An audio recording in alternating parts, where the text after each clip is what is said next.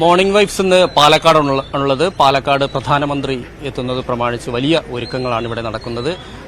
അതിൻ്റെ ഏറ്റവും പുതിയ വിവരങ്ങൾ നമ്മൾ പങ്കുവെച്ചുകൊണ്ടിരിക്കുകയാണ്. ഇത് തുടരുക തന്നെ ചെയ്യും. ഇനിയും ഏറ്റവും പുതിയ വിവരങ്ങൾ തത്സമയമായി തന്നെ പ്രധാനമന്ത്രി ഇവിടെ എത്തുന്ന ദൃശ്യങ്ങളും നമുക്ക് കാണാൻ കഴിയും. ഒപ്പം തന്നെ കൂടുതൽ വാർത്തകളുണ്ട്. ആദ്യം നമുക്ക് മറ്റു കുറച്ച് വാർത്തകളിലേക്ക് പോകേണ്ടതുണ്ട്. തെരഞ്ഞെടുപ്പ് ചർച്ചകൾ സ്ഥാനാർത്ഥികൾക്കും മുന്നണികൾക്കും അപ്പുറം വോട്ടർമാർക്കിടയിലും സജീവമായിരിക്കുകയാണ്. രാഷ്ട്രീയമല്ല, വികസനമാണ് ചർച്ച ചെയ്യപ്പെടേണ്ടതെന്നാണ് തിരുവനന്തപുരത്തെ യുവ വോട്ടർമാരുടെ നിലപാട്. നമുക്ക് ആ റിപ്പോർട്ടിലേക്കൊന്ന് പോകാം. തെരഞ്ഞെടുപ്പിന്റെ ചൂട് സ്ഥാനാർത്ഥികൾക്കിടയിലും മുന്നണികൾക്കിടയിലും മാത്രം ഒതുങ്ങി നിൽക്കുകയല്ല. തെരുവിലിറങ്ങിയാൽ സാധാരണക്കാരായ ആളുകൾക്കിടയിൽ വരെ ഇപ്പോൾ സ്ഥാനാർത്ഥികളും രാഷ്ട്രീയവും തന്നെയാണ് ചർച്ചാ വിഷയം. അവിടെ യുവാക്കൾക്കുമുണ്ട് അഭിപ്രായം പറയാൻ, നിലപാട് പറയാൻ ഒരുപാട് കാര്യങ്ങൾ. എന്തായാലും ഒരു പറ്റം വിദ്യാർത്ഥികൾ നമ്മളോടൊപ്പം ചേരുകയാണ്. തെരഞ്ഞെടുപ്പിന്റെ ചൂട് ഇങ്ങ് അടുത്തെത്തിയിരിക്കുകയാണ്. സ്ഥാനാർത്ഥികൾ പ്രചാരണവുമായി രംഗത്തെത്തിയിരിക്കുന്നു. ഇത്തവണത്തെ തെരഞ്ഞെടുപ്പിൽ വികസനമായിരിക്കുമോ രാഷ്ട്രീയമായിരിക്കുമോ പ്രധാനമായും ചർച്ച ചെയ്യപ്പെടുക? എന്താ തോന്നുന്നത്? രണ്ടും ചർച്ച ചെയ്യപ്പെടാവുന്ന ഒരു വിഷയമാണ്. എനിക്ക് തോന്നുന്നത് വികസനം കുറച്ചുകൂടെ ചർച്ച ചെയ്താൽ നല്ലതായിരിക്കും, നാടിന് നല്ലതായിരിക്കും. അപ്പൊ ഈ വികസനത്തിനൊപ്പം നിൽക്കുന്നത് ആരാണ് എന്നാണ് വ്യക്തിപരമായ ഒരു തോന്നല്? വ്യക്തിപരമായിട്ട് അങ്ങനെ ഒരു അഭിപ്രായം പറയാനില്ല. ഇതിനു മുന്നേ നിന്നിട്ടുള്ളവരാണല്ലോ രണ്ടുപേര്. അപ്പോ മുന്നേ ചെയ്ത പ്രവർത്തനങ്ങൾ നോക്കിയിട്ട് ജനങ്ങൾ വോട്ട് ചെയ്താൽ നന്നായിരിക്കും. ഓക്കെ. ഈ എന്തുകൊണ്ടാണ് രാഷ്ട്രീയത്തിനപ്പുറത്ത് വികസനമാണ് പ്രാധാന്യം കൊടുക്കേണ്ട കാര്യമെന്ന് ചിന്തിക്കാനുള്ള കാരണം എന്താണ്?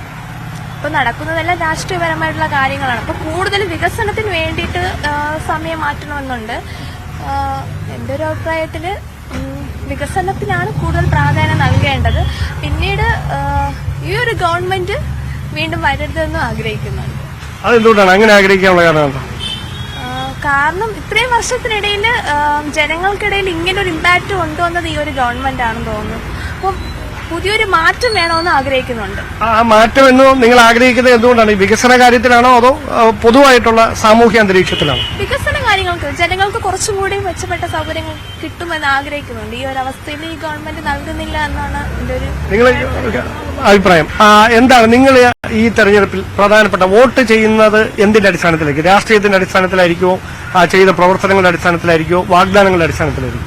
തീർച്ചയായും ഞാൻ വോട്ട് ചെയ്യുന്നെങ്കിൽ വാഗ്ദാനങ്ങളുടെ പുറത്ത് വോട്ട് ചെയ്യാൻ അങ്ങനെ ഒരു വോട്ടറല്ല ഞാൻ. പിന്നെ രാഷ്ട്രീയപരമായി എനിക്ക് അങ്ങനെ ഒരു കാഴ്ചപ്പാടോ അങ്ങനെ ഉള്ള വ്യക്തിയുമല്ല ഞാൻ. എന്നാലും വികസനത്തിന് ഒരു ഊന്നൽ നൽകിയിട്ടുള്ള ആരാണോ അവര് മീൻസ് അവര് പറയുന്ന കാര്യങ്ങൾ ചെയ്യുന്ന ഒരാൾ വരണമെന്നാണ് ആഗ്രഹം. ഈ പൌരത്വ ഭേദഗതി നിയമവുമായി ബന്ധപ്പെട്ട് വലിയ ചർച്ചകളൊക്കെ നടക്കുന്നുണ്ട്. അപ്പൊ അത് ഏതെങ്കിലും തരത്തിൽ ഈ തെരഞ്ഞെടുപ്പിനെ ബാധിക്കുമെന്ന് തോന്നുന്നു? അത് എനിക്ക് തോന്നുന്നില്ല. ഇവിടുത്തെ തെരഞ്ഞെടുപ്പിനെ അങ്ങനെ ബാധിക്കുമെന്ന് എനിക്ക് തോന്നുന്നില്ല. അപ്പൊ നിങ്ങൾക്ക് തോന്നുന്നത് എന്തിന്റെ തിരുവനന്തപുരത്തെ വോട്ടർമാർ വോട്ട് രേഖപ്പെടുത്തുന്നത് എന്ത് അടിസ്ഥാനത്തിലായിരിക്കും എന്നാണ് വിചാരിക്കുന്നത്? മെയിനായിട്ട് മാറ്റം വരണമെന്നുള്ള ഒരു രീതിയിലായിരിക്കും. കാരണം ഇത്രയും കൊല്ലം ഇവരിങ്ങനെ ഭരിച്ചും ജനങ്ങൾക്ക് സത്യം പറഞ്ഞാൽ സാധാരണ ജനങ്ങൾക്ക് ബുദ്ധിമുട്ടായിട്ടുണ്ടെന്നാണ് എന്റെ ഒരു കാഴ്ചപ്പാട്. വോട്ട് ചെയ്ത് ഒരാൾ തന്നെ ജയിപ്പിച്ച് ബുദ്ധിമുട്ടായതാണ്. അതെ, അങ്ങനെയല്ല. അവർ ചെയ്യുന്ന പ്രവൃത്തികളായാലും സാധാരണ ജനങ്ങൾക്ക് ഒരു പോസിറ്റീവായിട്ടുള്ള ഒരു ഇമ്പാക്ട് കൊടുക്കാൻ സാധിക്കുന്നില്ലെന്നാണ് എന്റെ ഒരു അല്ല. അപ്പൊ ഈ തരൂരിനോടൊക്കെ നമ്മൾ ഇങ്ങനെ ചോദ്യങ്ങൾ ചോദിക്കുമ്പോൾ അവർ പറയുന്നത് അദ്ദേഹം പാർലമെന്റിൽ തിരുവനന്തപുരത്തിന്റെ ശബ്ദമാണ്, പക്ഷേ ദേശീയ തലത്തിൽ ഭരണം നടത്തുന്നത് BJP-യാണ്. അപ്പൊ സ്വാഭാവികമായിട്ട് ഒരു എതിർചേരിയിൽ നിൽക്കുന്ന ഒരാളെന്നുള്ള നിലയിൽ അദ്ദേഹം പറയുന്ന എല്ലാ കാര്യങ്ങളും അവർ സാധിച്ചു കൊടുക്കണമെന്നില്ല. അപ്പോൾ അങ്ങനെയുള്ള പ്രായോഗിക ബുദ്ധിമുട്ടുകൾ കൂടിയുണ്ട്. അപ്പൊ അത് നമുക്ക് കണക്കിലിടാതിരിക്കാൻ കഴിയും? അങ്ങനെ ചോദിച്ചാൽ അറിയത്തില്ല.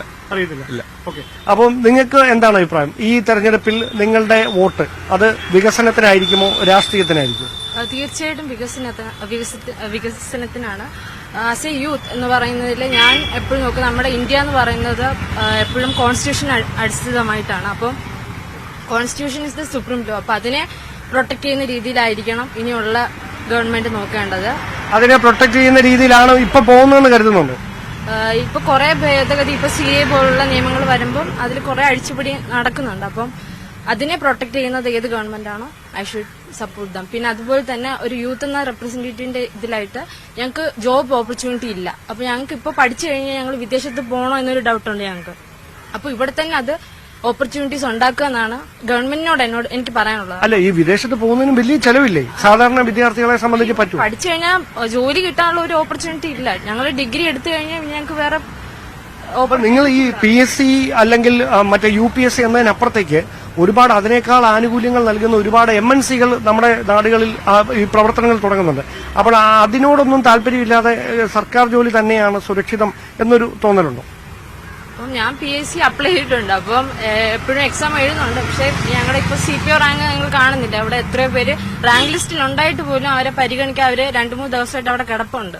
അപ്പം നമ്മൾ എന്തായാലും ഗവൺമെന്റിനെ വോട്ട് ചെയ്യുന്നപ്പോ നമുക്ക് ഗവൺമെന്റ് ജോബ് അല്ല പിന്നെ ഏതാണ് നമ്മൾ അക്സെപ്റ്റ് ചെയ്യേണ്ടത്. അപ്പം നിങ്ങൾ പറയുന്നത് നമ്മുടെ നാട്ടിൽ അങ്ങനെ ഒരു അവസരം ഇല്ല എന്നാണോ? നിങ്ങൾക്ക് തൊഴിലവസരം ഇല്ല എന്നാണോ? ഇല്ല, ഉറപ്പായിട്ടും ഇല്ല. അതിന്റെ കാരണക്കാരാണ് അങ്ങനെയാണെങ്കിൽ? തീർച്ചയായിട്ടും ഗവൺമെന്റ് തന്നെയാണ് കാര്യം. ഞങ്ങൾ PSC എഴുതിയിട്ട് ഇപ്പൊ റാങ്കിൽ ലിസ്റ്റിൽ ഉണ്ടായിട്ടവരാണ്. അപ്പം ഇന്റർവ്യൂ കഴിഞ്ഞ അത് കഴിഞ്ഞിട്ടും കിട്ടാതെ ഫിസിക്കൽ ടെസ്റ്റ് കഴിഞ്ഞിട്ട് പോലും കിട്ടാത്തവരാണ് ഇപ്പൊ ജോലി ഇല്ലാതെ നടക്കുന്നത്. അപ്പോൾ ഞങ്ങളും ഇത് പഠിച്ചു കഴിഞ്ഞാൽ ഞങ്ങൾ എങ്ങോട്ട് പോകുമെന്നുള്ളത് ഞങ്ങൾക്ക് ഡൗട്ടാണ്. അപ്പം അങ്ങനെ എന്താണ് നിങ്ങളുടെ അഭിപ്രായം? എന്തായിരിക്കും ഈ തെരഞ്ഞെടുപ്പിലെ പ്രധാനപ്പെട്ട ചർച്ചാ വിഷയം? വികസനം തന്നെയാണ് എനിക്കും പറയാനുള്ളത്. കാരണം നാടിന് വികസനം ആവശ്യമാണ്. ഇപ്പൊ ജനങ്ങൾക്ക് അവരുടെ പ്രശ്നങ്ങള് ബുദ്ധിമുട്ടുകൾ ചെന്ന് പറയാൻ ഒരാൾ വേണം, അത് പരിഹരിച്ചു കൊടുക്കാൻ ഒരാൾ വേണം. അപ്പം അങ്ങനെ ഒരാളെയാണ് ഇനി അങ്ങോട്ട് വേണ്ടത്. അല്ല, ഈ തിരുവനന്തപുരത്തെ സംബന്ധിച്ച് പറയുമ്പോൾ ഈ രാജ്യത്തിന് മുഴുവൻ അഭിമാനമായ വിഴിഞ്ഞം തുറമുഖം ഉൾപ്പെടെ വിവിധ പ്രൊജക്ടുകൾ നടന്നുകൊണ്ടിരിക്കുന്ന അല്ലെങ്കിൽ വന്നുകൊണ്ടിരിക്കുന്ന ഒരു സ്ഥലമാണ് തിരുവനന്തപുരം. അപ്പൊ അങ്ങനെ ഒരു നാട്ടിൽ വികസനം എത്തിയിട്ടില്ല നമുക്ക് അങ്ങ് അടച്ചാക്ഷേപിക്കാൻ കഴിയുമോ? അങ്ങനെ കഴിയില്ല. എന്നാലും പല പല കാര്യങ്ങൾ ചെയ്ത് ഇപ്പം പഠിക്കുന്ന കുട്ടികൾക്ക് എന്തുകൊണ്ട് ഇപ്പം കുട്ടികൾ ഒരുപാട് പേര് പുറത്തോട്ട് പോവുകയാണ്. എല്ലാവരും നാട് വിട്ടു പോകുന്ന ഒരു അവസ്ഥയാണ്. അതിപ്പോ എന്തുകൊണ്ട് നമുക്ക് നമ്മുടെ നാട്ടിൽ തന്നെ ആയിക്കൂടാ? ആണ് ഇപ്പൊ ഒരു ഡിഗ്രി കഴിഞ്ഞ ഒരു കുട്ടിക്ക് പോലും ജോലി കിട്ടുന്നില്ല, അല്ലെങ്കിൽ ഇപ്പൊ PG കഴിയുന്ന ഒരു കുട്ടിക്ക് പോലും ജോലി കറക്റ്റ് കിട്ടുന്നില്ല. അപ്പം ഒരു പഠിക്കുന്ന വെച്ചിട്ടുള്ളൊരു ജോലിയല്ലേ ഇപ്പാരും ചെയ്യണം. അപ്പം അതൊക്കെ ഒരു കുറവായിട്ടാണ് എനിക്ക് തോന്നുന്നത്. അല്ല, അങ്ങനെയാണെന്നുണ്ടെങ്കിൽ ഏത് കാര്യത്തിലായിരിക്കും, എവിടെയായിരിക്കും നമ്മൾ ഇനി നിങ്ങൾ വികസനം വേണമെന്ന് പറയുന്നു? തിരുവനന്തപുരത്ത് ഇനി നിങ്ങൾ ആഗ്രഹിക്കുന്ന വികസനം എന്താണ്? ജോലി കാര്യങ്ങളിൽ കുട്ടികളുടെ ഭാവി ഒരു വികസനം വേണം. കാരണം ജോലി ആവശ്യമാണ് ഇനി അങ്ങോട്ടുള്ള കാലത്ത്. പഠിത്തം ആവശ്യമാണ്, അതിനൊത്ത ജോലി. അപ്പൊ എങ്കിലേ നമുക്കൊരു നല്ലൊരു ജീവിതം ഉണ്ടാക്കാൻ പറ്റുള്ളൂ. പിന്നെ മാത്രമല്ല ഇപ്പം സ്ത്രീകളുടെ കാര്യത്തിൽ ഒരുപാട് സുരക്ഷാ കുറവുകളുണ്ട്. നമ്മുടെ നാട്ടിൽ എന്തോരം സംഭവങ്ങൾ നടക്കുന്നു. പിന്നെ ഇപ്പൊ പലയിടത്ത് പോയാലും വികലാംഗർക്ക് കിട്ടാൻ ആനുകൂല്യങ്ങൾ കിട്ടുന്നില്ല. അങ്ങനെ ഒരുപാട് പ്രശ്നങ്ങൾ ഇപ്പോഴും ഉണ്ട്. അപ്പൊ അതൊക്കെ പരിഹരിക്കാൻ ഒരാൾ വേണം നമുക്ക്. അപ്പൊ എന്തായാലും വളരെയധികം വ്യക്തമാണ് വിദ്യാർത്ഥികളുടെ നിലപാട്.